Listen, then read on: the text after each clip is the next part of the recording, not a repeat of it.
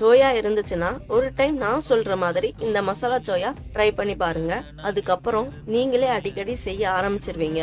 சப்பாத்தி, தோசை, ஆப்பமுக்கெல்லாம் வேற லெவல் காம்போவா இருக்கும். எப்படின்னு சொல்றேன், மிஸ் பண்ணாம ட்ரை பண்ணி பாத்துருங்க. இதுக்கு ஒரு பவுல் எடுத்துக்கோங்க. அதுல ஒரு கப் அளவுக்கு பாயில் பண்ண சோயா சேர்த்துக்கலாம். கூடவே 2 டேபிள் ஸ்பூன் அளவுக்கு தயிர் சேர்த்துக்கோங்க.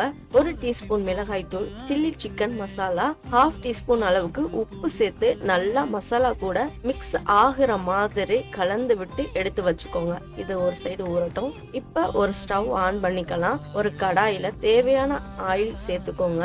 இதுல மேக்னெட் பண்ணி வச்சிருக்கிற சோயா சேர்த்து நல்லா ஃப்ரை பண்ணிக்கோங்க. ரொம்ப ரோஸ்ட் பண்ணிட வேணாம், ஓரளவுக்கு ஃப்ரை பண்ணா போதும். இந்த பக்குவத்துல வந்துருச்சுன்னா எடுத்து வச்சுக்கோங்க. இப்ப அகைன் அதே கடாயில ஆயில் சேர்த்து கட் பண்ண ஒரு வெங்காயம் சேர்த்து ஃப்ரை பண்ணிக்கோங்க. ஒரு தக்காளி சேர்த்து நல்லா குக் பண்ணி மூடி போட்டு ஃப்ரை பண்ணி எடுத்துக்கோங்க. இப்போ காரத்துக்கு 1 டீஸ்பூன் மிளகாய் தூள், சிக்கன் மசாலா, 1/2 டீஸ்பூன் அளவுக்கு கரம் மசாலா, உப்பு போட்டு நல்லா மிக்ஸ் பண்ணிக்கோங்க. கொஞ்சமா தண்ணி சேர்த்து நல்லா மிக்ஸ் பண்ணி கலந்து விடுங்க. இது கூட ரெடி பண்ணி வச்சிருக்கிற சோயா ஃப்ரை சேர்த்து நல்லா மிக்ஸ் பண்ணிடுங்க. கடைசியா 1/4 டீஸ்பூன் அளவுக்கு பெப்பர், கஸ்தூரி மேத்தி, கொத்தமல்லி போட்டு இறக்கிடலாம். அவ்வளவுதாங்க. ஈஸியா டேஸ்டியான மசாலா சோயா ஃப்ரை ரெடி. கண்டிப்பா ட்ரை பண்ணி பாருங்க. அப்புறம் இந்த ரெசிபி உங்களுக்கு பிடிச்சிருந்தா நம்ம சேனலை ஃபாலோ பண்ணிக்கோங்க.